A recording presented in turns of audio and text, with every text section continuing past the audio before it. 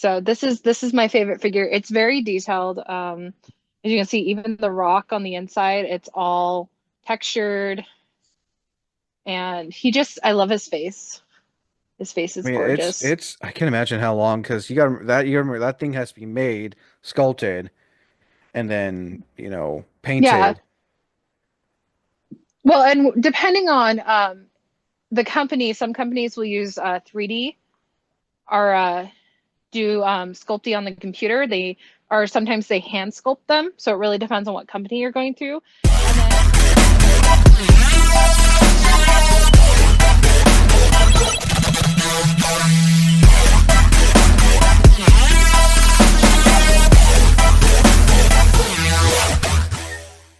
How's it, everyone? Wayne the Unknown here, and welcome back to another episode of Geekin' Out, where we basically discuss everything nerd and geek related. I'm joined here by a good friend of mine, Useless Potato King, or Potato Senpai, or the one person who I don't know. what you don't know. I don't know. Um, but for some of those you may know, this is not their first time being on the channel. This is their first time being on Geeking Out, though. No, second time because they were on when we did the when we No, it's did. not. You were on here when we did We talk did about Mario. the Mario movie. So this is your second time for Geeking Out, and then you've Yeah. been on here multiple times for Cosplay Con Talk. But this is his first time for a segment I've not done in a while called My Collection. We basically talk about all the stuff they've collected over the years and and yeah, from when they first started collecting, what's their biggest collectible piece, what's their smallest, what's their most expensive, to what is their favorite and what is something they would like to add to their collection. So to begin, when did you want to start collecting for stuff for your collection? Since I was really little, I was always a collector. Like, I was the kid that would collect Transformers and like My Little Pony, with OG My Little Pony, or like the little Polly Pockets. There was one time I collected so much the Polly Pockets that we had huge totes filled with them, and I would take them all out and I would organize everything, That's and then like I would build massive cities. Yeah. from like collect like toys from the 80s and yeah, Polly Pocket was 90s if I'm not mistaken. Yeah, it was fairly popular. I was one of those kids that chewed on the plastic clothes because it was weird. Yeah. Like But I started very young with collecting. My mom would call it my hoard, your horde, my dragon hoard. your dragon horde, gonna say your dragon horde. Yeah. Just somewhere in a deep cave is like nothing but My Little Ponies and Polly Pockets and just he's like, where's where's Potato at? Oh, just follow the fire trail and look for the My Little Ponies and chewed on Polly Pockets. Yeah, that's pretty much it. And the thousands of stuffed animals. Yeah. But that's changed over the years, so a lot of that stuff was donated. And now you're on to collecting anime stuff. What made you want to collecting like stuff from like anime video games? Because I know as the older you get, your like collection kind of changes over the years. I think it was more detail, like the details that a lot of figures have, from being very simple to being very complex. Um, it was kind of like that was the start of it because one of my very first figures I got was a small Sailor Moon figure, just Mm. really small. It was in a small group. A friend gave them to me, and I absolutely loved the details because I liked just looking at it. I wasn't really a kid that would, I mean, I'd play with toys and things like that, but I wasn't really like into playing with toys. I'd like looking at my stuff. That's fair. I forget that Sailor Moon like brief for a brief time had figures. They have a lot of figures now. Sailor Moon has increased again in popularity, and the figures are massive. Monday, I actually have they're called garage kits. So there's blank figures that you can put together and paint yourself. I have a Ooh. huge human Luna coming in. And that was basically my Grail figure for a very long time. It's no longer my Grail figure, but I found someone who was selling it, and $300 later, it's coming to my house. I mean, they're not, I mean, I'll say they're not cheap. Even like when you go to like your local video game shop, comic book shop, you'll see like the glass cases with like those figures that range from anywhere from 50 to 100 to 300. The more detailed, the more expensive. I've seen some fairly detailed like anime ones, like for example, Sailor Moon, Hatsune Miku, Hmm. Urza Scarlet from Fairy Tail.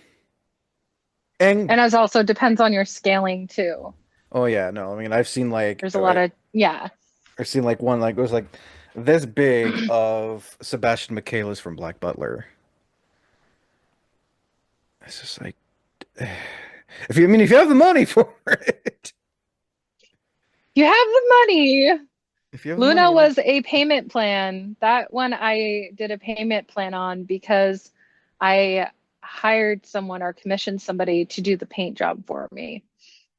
nice. So it took her almost, I paid for it back in 2022 and they now just shipped it. So Oh wow, so that man, I forget.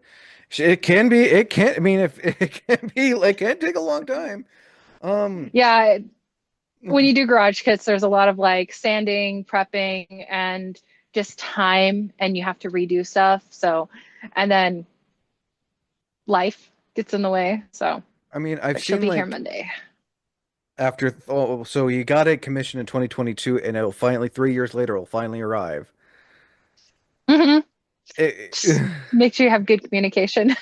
oh yeah, no. I mean, I've seen the same thing with like Hazbin Hotel and Hell of a Boss, how like they're just they're like the blank, but then you have to paint them yourself. Hmm. Kind of like D&D or Warhammer 40K figures, you know. They may look like they're cheap, but it can get expensive. When did you start taking your collection seriously?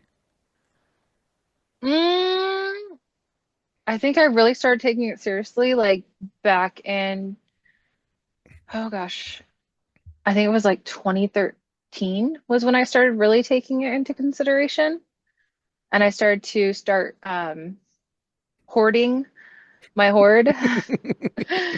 I when you start collecting, you really don't know what you want for at first. Like some people with their collections, it's all over the place. Some people have like a single character that they like. Some people it's they want to collect In your case it's everything. Bakugo. The We the don't. the the angry fire gremlin, as I call him. It's my kin character, as I call it. Yeah, or you have a character that you really are attached to that you want to So collect that's as much what as you that can with it. means. So that's what that Yeah, word means. I Because like kin with this character. I feel like for the longest time, like the only time think of the word kin is like family, you know, kith and kin. I've never like when people like oh I kin with so and so like huh? I'm glad. Thank you for Yeah, explaining for me because I had no, and you know we're always allowed an F word on here. I had no fucking clue what that meant. right. Yeah, it depends like depending on the person collecting, it really just depends on what they want to start with. Like my collection, I have a really massive amount of certain characters, but then I have like little things like as an example, I have this little acrylic stand of Voltron. Oh, of Lance and Keith and no, not Lance. Shiro and Shiro Keith. and Keith. Yeah, like I just that I really liked it. I don't have anything else that is from Voltron, but that's like just one that I really enjoyed and I Such like the a artist. So such a good show on Netflix, but the fandom was something else. we don't talk about the fandom. No, I mean I like the So show. I like seeing the cosplays. I like seeing the stuff that came out. But then like I saw how the fandom was like. I see. This is why I just like watching things. I'm not getting too serious into too serious into the fandoms. Like, because I've yeah. seen how nuts the Well, fandoms can get sometimes. collectors can get that way as well. Sometimes when you're collecting and things start up, some people will just only buy bootlegs. They'll buy fake figures and stuff like that, which also puts like the actual artists that put a lot of time into making the figures, it kind of takes away from them. So Basically like AI art. it's some of the, yeah. So some of the communities I'm in, there's always a battle of calling out what's a bootleg and what's not and educating the difference and the quality difference, which there is a big difference in quality when you get figures that are not legit, as in the leaning, the leaning are like the colors off. There's things like that The that face is can all weird. actually really, yeah. But there are some figures that companies do make. If a lot of the bigger scaled ones, Hmm. those ones can get very pricey. And a lot of those are from legitimate companies that sculpt these and do all that stuff. And people still call them bootlegs, but they're really not considered a bootleg in some people's eyes because they're a handcrafted figure that's produced. They're just not licensed. It kind of reminds me of that episode of Powerpuff Girls where they were making bootleg Powerpuff Girl toys. Yeah. And some of those bootlegs, it's really hard to tell sometimes because they get everything right. But like if you're a serious collector, such as yourself, then you can tell. Like I remember seeing bootleg Yeah. Ninodroids. Yeah. Those ones are really easy to tell from a legitimate to a bootleg. I've owned a couple bootlegs in the past of them being claimed that they were legitimate, and the boxes will scream bootleg. So Like the name is off the or like spelling. yeah, our coloring or it's missing. Certain companies have a certain sticker on there, so there's always stuff you got to look for. And then you got your licensed companies, which are, Hmm. like you can tell, yeah, this is legit. This is, this is a company. This it has the like for example, um like video games will like have like Square Enix or Disney or something. Hmm. Well, and you can also tell the difference in quality when you're buying from a certain company. So, like when you get something from like the Good Smile company, their quality is very different compared to like another company. And you can, I can like show you guys in here in a few minutes, but you can tell from like how much a company can put details into a figure. So, like Bandai um, has a different style than the pop-up parade ones. So it just balances out of what the company wants to do. And that's where some collectors can get really picky, where some collectors, they'll just grab anything and everything of like whatever it is. And then there's some collectors who are like, I really don't like the face on this. So like as an example, I pre-ordered a figure from Heaven Official Blessing. It was Ooh, a really big scaled figure. such a good anime. And yeah, in the original photos of it, of their promo, I really loved the face and I really loved the way it looked. But after seeing people get it, I realized it was not the quality that I originally saw. So I ended up canceling my order because it just wasn't, it wasn't to my liking. It wasn't pleasing to me. Well, So there's collectors that are a lot like that.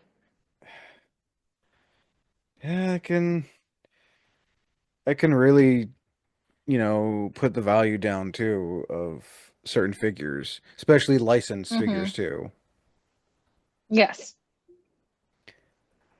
What who oh, you said it was a main character. What are the names of the main characters from Heaven's Official Blessing? Because it's been a minute since I watched anything pertaining. I think I got like 4 or 5 episodes in before I stopped watching. I don't remember their names because I'm more of an MDZS fan. What's So MD? um it's called the Grandmaster of Demon Cultivation in English. It's about Wei Wuxian and Long Wenji. If I slaughter their names, I'm so sorry. So I know their names because I've been into that before it got popular in the US. So like all this new stuff that's coming out, I don't know as much because I used to be really big into um all that and I tried doing Heaven's Official Blessing, but I ended up getting rid of most of my stuff from that series. Another good Because series is Onmyoji. is another good one. Mm-hmm. That one's really good too. Um, let's see here. So if you can remember, how many collectibles do you have, or what's a like rough guesstimate? Um, Probably around like 600 to 700 different things, maybe more. That's a lot. Um, I'm not saying that's a bad thing. Trust me. some of it has been put into storage, but if we're counting like all the little trinkets and knickknacks and stuff that I have, it's a lot. And I So fit like it all in my tiny house. I've seen like pictures of like up on your shelves, the posters, the prints. Speaking of, because I count prints as collectibles like you get from conventions. When did you start collecting prints from conventions? Um, at first I wasn't a big on doing prints. But I started realizing that I really liked a lot of the artwork, which created a lot of inspiration for me. And so I started collecting prints a lot more about 2 years ago. That's when I really started getting into collecting a bunch of prints. And of course, majority of my prints were Bakugo, and then we moved, and then my mom accidentally threw away the thing I had all the prints in. No. So I kind of had to start over. She didn't mean to. She just thought it was a cardboard box No, I mean it that was happens. folded. It Yeah, happens. it It happens. happens. What's your favorite print that you got from a convention, whether it's like the poster or some like from an artist? Takes me a minute. Ignore the Bakugo on the ceiling My and the other one. oh yeah, Bakugo. I'm so sorry. Okay. If I can turn this around, I can show you. There we go. Oh, there we go. My favorite print that I have right now, which is my mostly my Merlin print, because I absolutely adore Merlin and it's autographed, and the Undertaker one. Ooh, Those are from like my wait, top two. wait, Undertaker's voice actor from Black Butler? I don't have his autograph yet, but I do have Merlin's. So like I have a couple autographs. I have Bertoldt, I have Merlin's, and I have Muichiro. Those are like the prints that I have that are signed. And Nice. I got his signature. He also plays Sanzo from Sayuki. Camera around. I'm so sorry. There's Uh, some lewd stuff in here. oh yeah, no. Stuff that, stuff you normally would see at a convention I'm like on like Artist Alley, like if you see like their loose stuff, it'll be like they'll have like tape covering certain parts or it'll just be completely blurred. there's a Bakugo blanket too. I tell you, there's a lot of Bakugo stuff in here. Oh, I don't doubt it at all. Oh, qualities. Oh, er, all right. Waiting for the quality to there we go. So out of everything you own, like what was like the most expensive collectible you own? Oh my gosh. Um, the most expensive one I own is my ball jointed doll. Oh, your BJD? Yeah, so I used to collect them. I used to have 40, which over time I decided that I no longer wanted to be in the hobby because it's a very expensive hobby, more than it is collecting figures, and there's a lot of care to them. So my most expensive thing I own, he is discontinued. So he's a Dalzone Hung. And right now I've seen him go, the head alone goes for about between $700 to $800 that I've seen online. I've only seen a few sell, and then he has a full set. Me, I have his original outfit and everything, so he can go up to around $1,000 right now. I mean, I know BJDs, even like Danny Chu's smart dolls can be pretty pricey. Yes, smart dolls. Those guys are pretty pricey. I've wanted one before, but then I seen the price on them. I'm like, no. No, Him, no. I originally bought him for 300, but right now in my collection, he's my most expensive thing I have. Oh, wow. Yeah. I know, and he's big. He's a very tall boy. He's like, that's at least what, a good foot? He's about 70 centimeters. I wouldn't know what. So basically he's on my bed right now, so he stands from my bed up. So he's Oh, about the size of my torso. oh wow, that's pretty big. I know. So he's like my most expensive collection. You can sit in the computer chair. All Sit. right, frame rate, your frame rate's much better now. Sorry, I'm outside. Oh no, it's okay. So what's like, it's not expensive, but do you have like, what's like the second biggest thing you own that's not really Um, expensive? I think the second biggest thing I own, okay, this is my obsession, be warned. It is a warning. Okay, I'm warned. This one is my second biggest. Oh, that's a really detailed Bakugo.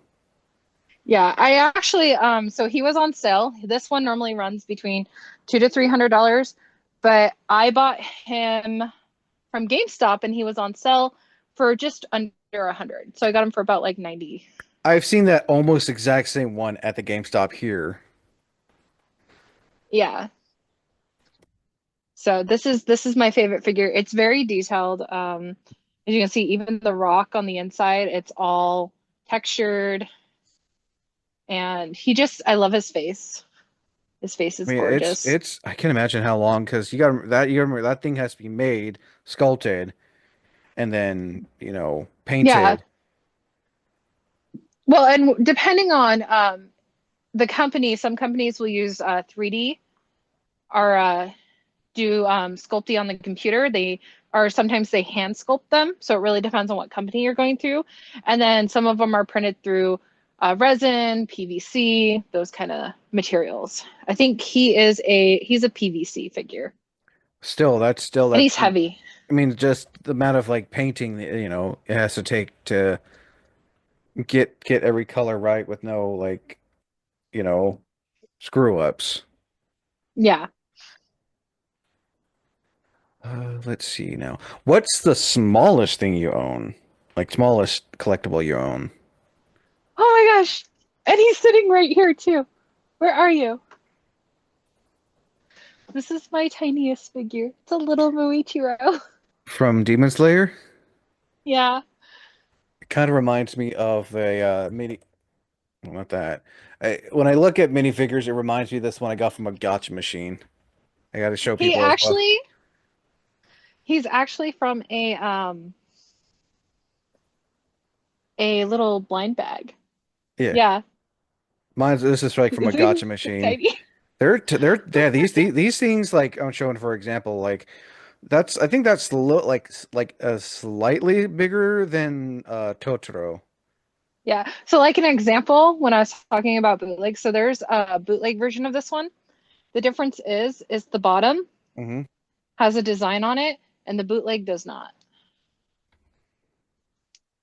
That's how you can watch out for it. But as you can tell, like even these little figures, sometimes the paint jobs aren't always like really good. Oh yeah, I mean even like at conventions, at those not the artist booth, but like the vendors that sell like mass produced stuff. Sometimes they sell bootleg stuff, and you can easily tell as well. Yeah, they do. A lot of vendors sometimes don't realize it until, they get talked to because I know a lot of cons try to prevent like AI and bootlegs and, non-licensed products. So, And but I'm, it's not always easy because there's those artists out there and those people that make stuff. Because I know when it comes to collectible stuff, even like nowadays, like the whole 3D the mass 3D printed stuff that you see now at conventions being sold that people want to collect. And I get the issue why not people want to see 3D printed stuff because it's all the same thing. Um, I do like yeah, seeing. there's, There's a lot of 3D printers, like people that do 3D printing and resin printing, that actually sculpt their own figures. And you can tell when it's somebody who's doing it versus someone who just bought a file off the internet and got a license for it and then mass produced it.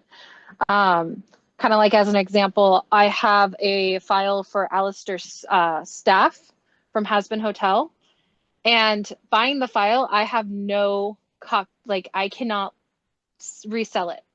I can't mass produce it and resell it, but I can have personal use, which means I can have, if a friend wants it and says, hey, I know you have this file, I can go, okay, you need to bring me the material. You have to buy it yourself. Then I make the print. And then if they give me anything, like a little bit of money, we donate that to the creator. I like that. I like that. Yeah, I like. I've done that 3 times where I gave them a royalty for putting in some of the work, for them doing the file, and that way they can still make some money off of it. Because a $5 file versus somebody selling the prop for like 50, $60, Mm. it really, you know, where's the profit for the person that created it? So that's like the big difference. I also do like there's this one 3D print this elderly couple that made 3D printed stuff like dice towers. They also had this bin called they called it misprinted misfit prints. It's like stuff they 3D printed but it Mhm. didn't fully get completed, so they just sold it in a bin like stuff that, like how you have the movable 3D printed toys. Some of it wasn't moving, some of it stood still, or it just didn't fully work all the way, and I thought that was pretty cool though. Yeah, I get failed prints all the time. You sit there for 5.5 hours printing out a Mandalorian helmet and it totally fails halfway through. You got to find something to do with it. I uh I just handed it to him and he's going to make it broken and break off pieces and kind of do like a whole little setup for it later down the road. Oh yeah, I can imagine trying to make like 3D printed collectible stuff, and it just not, especially the bigger, the more chance of it. Mm-hmm. Let's see here. Um, Now what's the least expensive collectible you have? Like it just costed you like a couple bucks, and you still wanted it because, Uh, I did Funko Pops for a while, and this is my was Ghost from Game of Thrones, oh, it looks like and Freya. I turned it into Freya. I did a custom. So it's actually one of my favorite ones because when I originally got the Ghost one, it was just free. It was sitting out in someone's free bin. And so I snagged it. And this was a few years ago when Game of Thrones was really like started up and it was really popular. And over time, I did not know how to take care of my Funkos or my figures. So it got yellowed because that's what happens to certain PVCs and stuff. They Discoloration, yellow all over that time. stuff. Yeah. So I didn't want it to go to waste. So I turned it into my dog, which is also a really cool thing to do because a lot of people do repaint their figures. I've seen that, and I honestly like when people like will take old collectible stuff and like repaint it. I know someone who like will take custom like figures from different forms of media and like make them look like something else, which I think is honestly cool. Hmm. And like Um, oh, sorry, go ahead. no, no, go ahead, sorry. Okay. There's a TikToker I follow. He's from Japan, and he takes figurines and he makes them like a whole base for them to go off of the pose. Ooh. It's really cool. I'll have to send you a video Oh, later. I gotta please. find him again. Please, But he does please, it please like do. my big scale figures where it has like all the detail and stuff. He actually does those and then he sells them um he'll sell them for the work and stuff that he does. So it's really cool. Nice. Let's see here. What is your all-time favorite collectible? Do I have to tell you? Yes. Yes, yes, you do. I feel like it's kind of the law at this point. The signed Bakugo Funko Pop. And that's a is Yes. that a Hot Topic? No, that's not a Hot Topic exclusive. No, this is a 2020 Summer Convention limited edition exclusive. Oh, Washington SummerCon? No. Yeah. So Oh, this one I got from I ordered it from somebody who had a couple of them that they got from the convention. This is a shared sticker. So there's different stickers on there that tell ooh. you what they are. But this one, my friend Ted, I gave it to him and I said, "Could you please get me his autograph?" Because I couldn't go at the time. So he got me my Bakugo autograph. One day I will meet him because I have four more. Well, maybe if we're lucky, Kimura Khan will get him as a guest. Right? I keep putting his name in. I keep putting his name in. I think they're sick of me. It's like, okay, fine. they're We like, can okay, only do we'll this do one it. request. Ah, Bakugo. Now, what would you say? I technically ask this just right now, but to quote General Grievous from episode 3 of Star Wars, what is the finest addition to your collection aside from the signed Bakugo? My finest edition? Yeah. Oh my gosh. It would have to be my Megumi.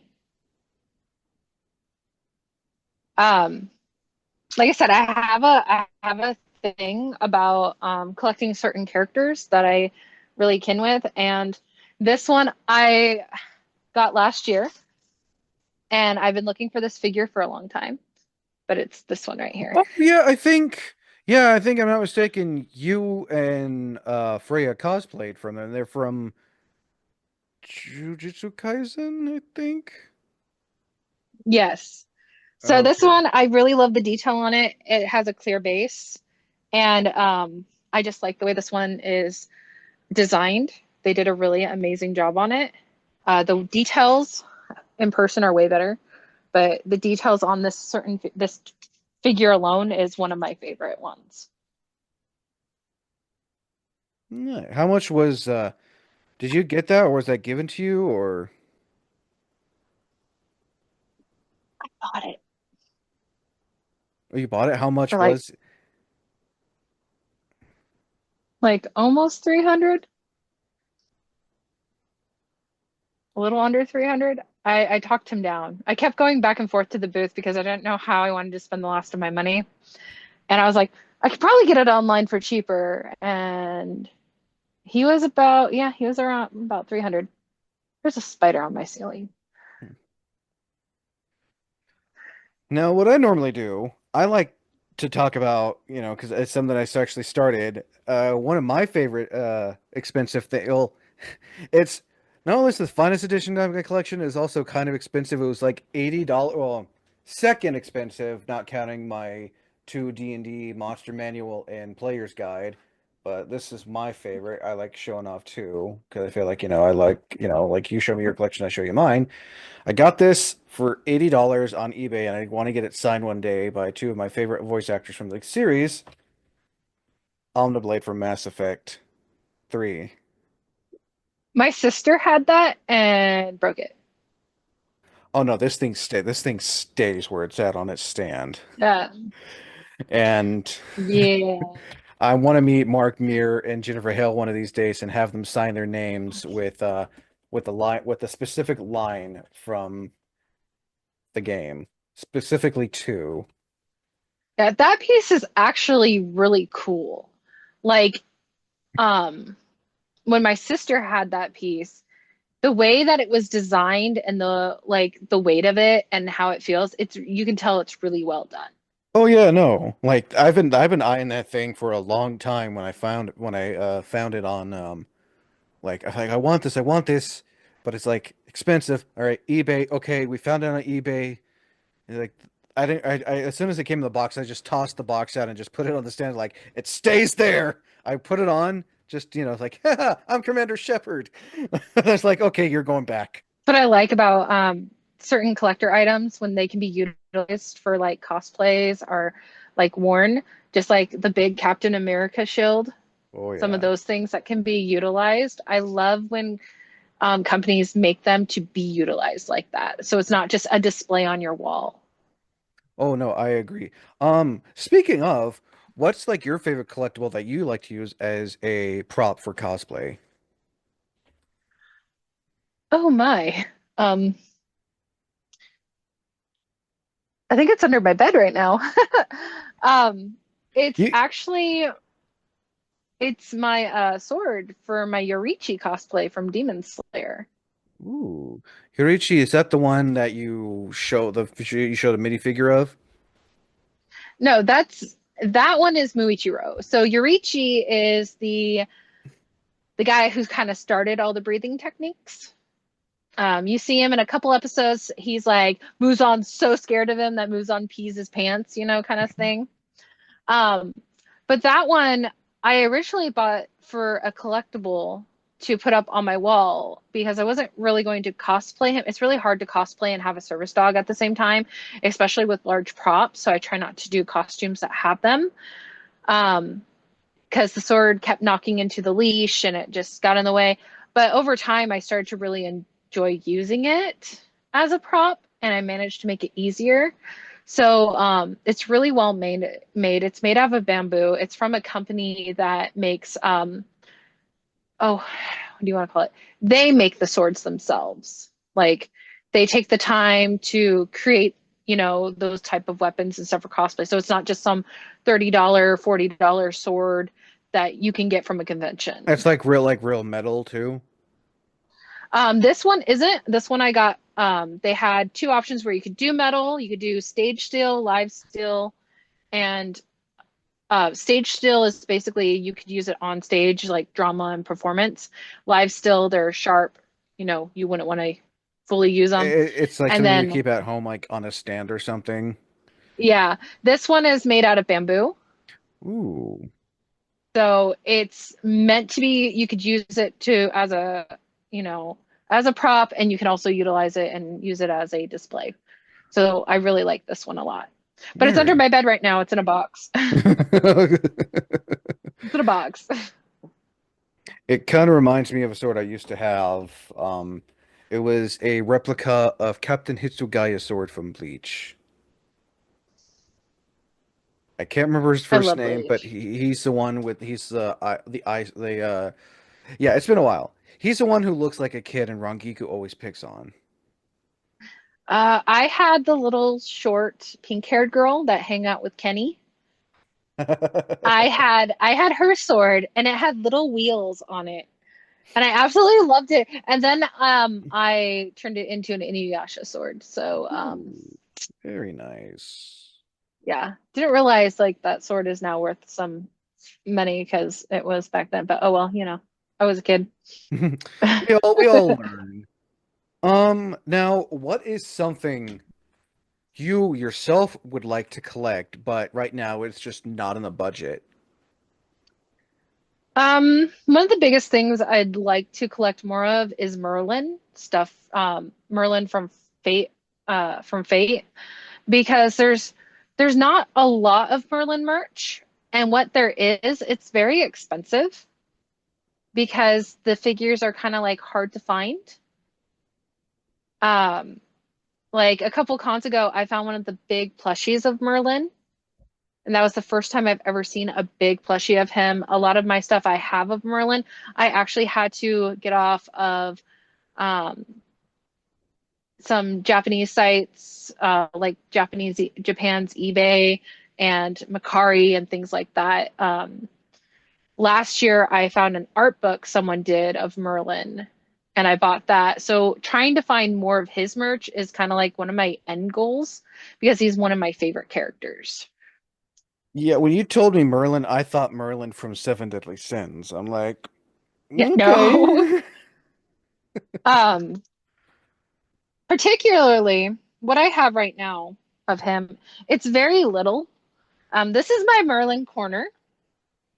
Um, I have like this cool little phone case that I can't use.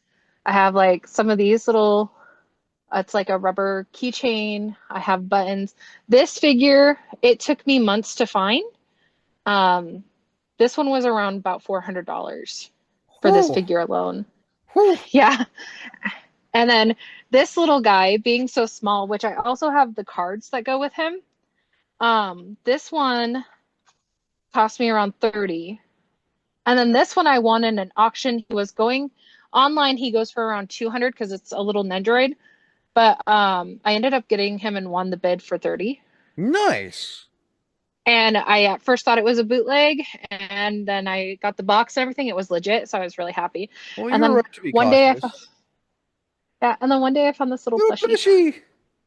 So I don't have much of Merlin, but like I have the art book displayed, and just a little bit of my Merlin merch, and plus my autograph. So, you know.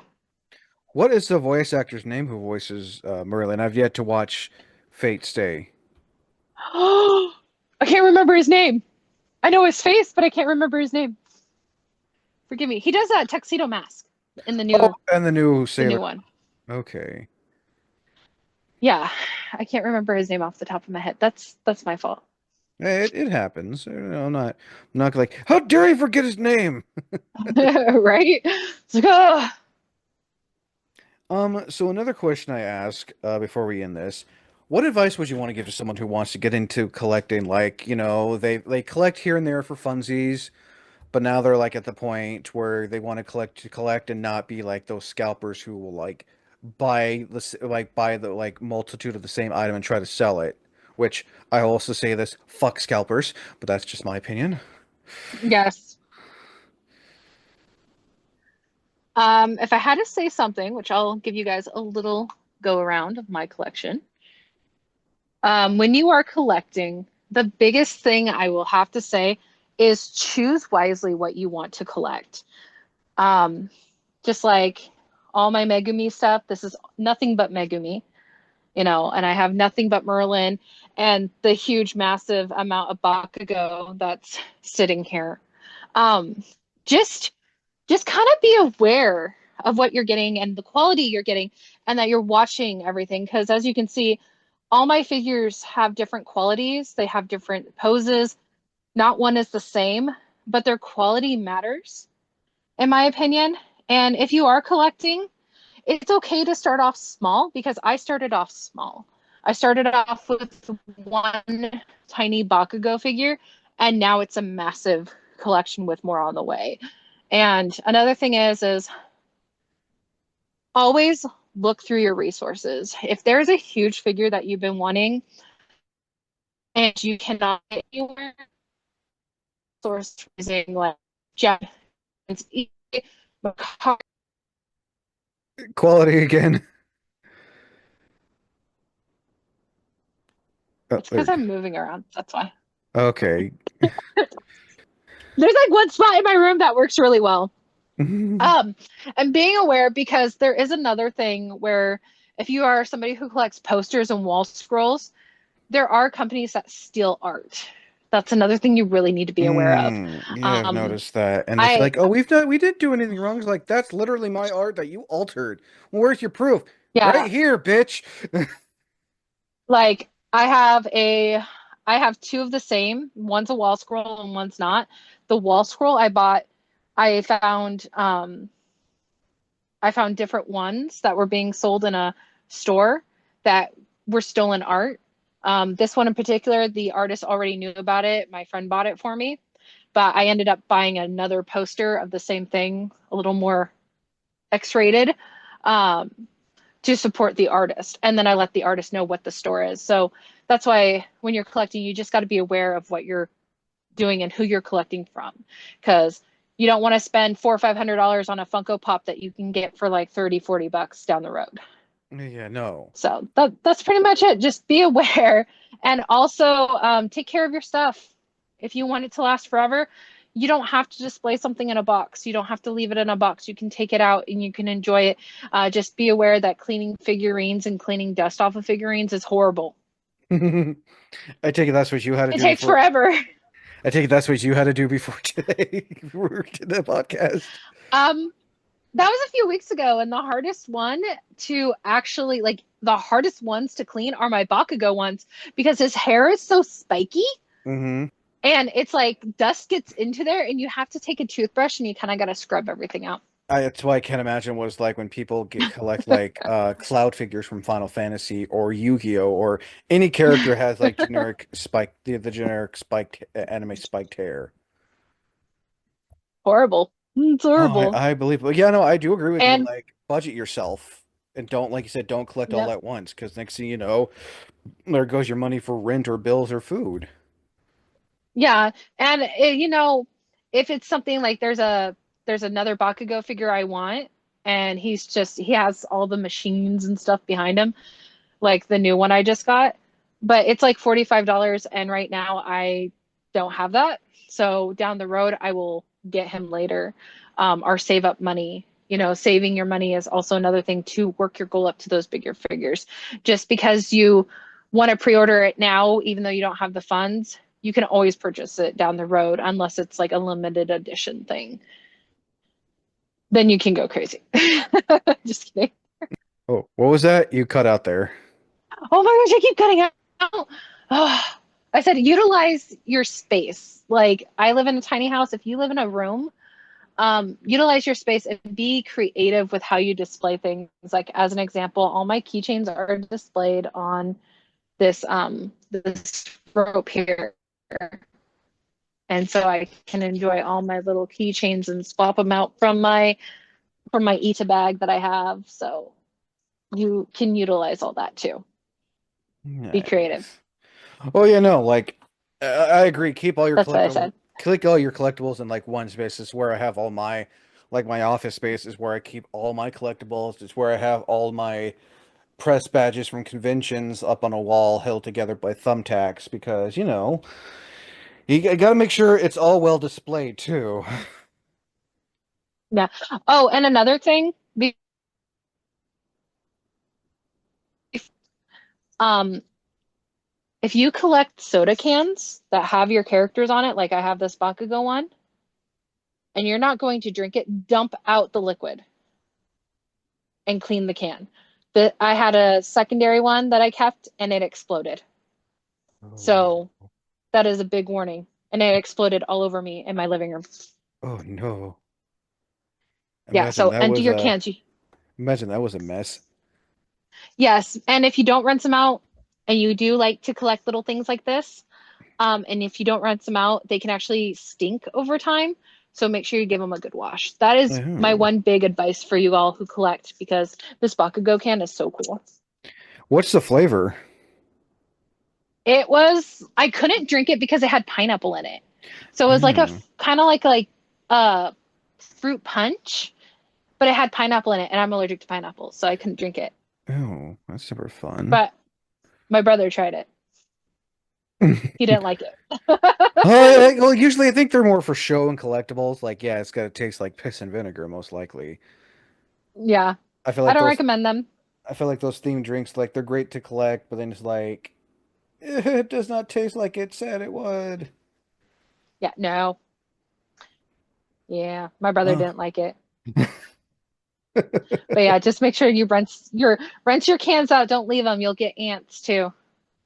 oh, that's some sound advice. Yeah, no, I like you hate said, ants. clean your collectible. Well, who doesn't like ants? Except for movie Ants or A Bug's Life. Uh, Right? no, I agree. Definitely, like you said, make sure it's all well kept up. Make sure, you don't have it like near where there's like direct sunlight because it will get discolored or distorted. Hmm. And also, I think you can agree with Yes. this. Do your research when collecting Yes, do something. your research.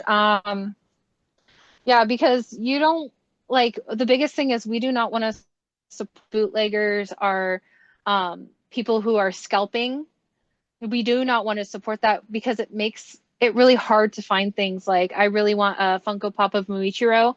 It's impossible to get him for under a certain price because everybody's selling him for almost $100 to $300, and the Funko Pop was only 17 bucks. God, So reminds just me. be aware of what you're buying from. Yeah, it's been bad. It's like the Pokemon thing. And Finally, people are realizing they got to stop buying. video games. I remember when Final Fantasy VII Remake came out.